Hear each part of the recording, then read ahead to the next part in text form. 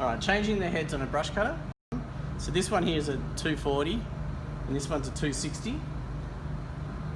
And these are the two sized heads out of all the brush cutters we have. So I put the pin in already. I'll just take this off quickly.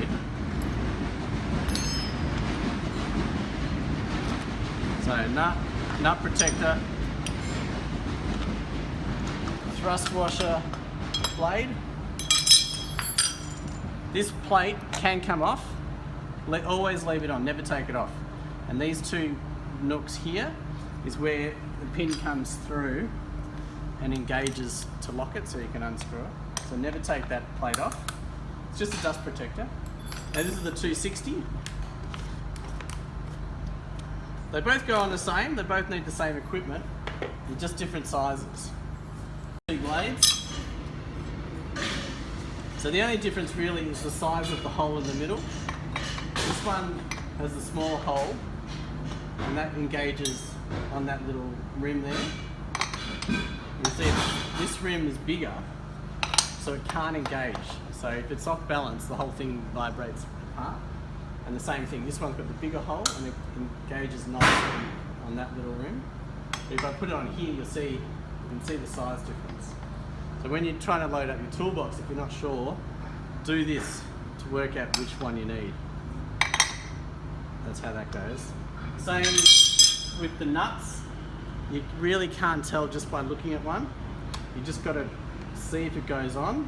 It goes onto that one, so that's the right nut for that. This one here, you'll see it's too big. Just slips right on. And that one fits on there. This one won't engage on here. So that's really important. And then also the thrust washers are different sizes. So that's the big one and that's the small one. So these two, you can easily tell just by looking at them. As far as the blades and the nuts go, it's really hard to tell just by looking. And also the same as the heads, even though these heads look a bit different, there's the same model head for both brush cutters and you won't be able to tell the difference, especially if they're dirty. So again, the best way to check it is just see if it engages on this one, and that does engage, so I know that's right. But if I had this brush cutter here, so it feels like it fits on, but it doesn't. So you've really got to take the heads off to make sure you've got the right size parts. So that just won't fit on there, and that will fit on there.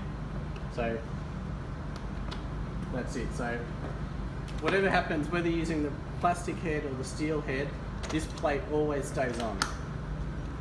That always stays on.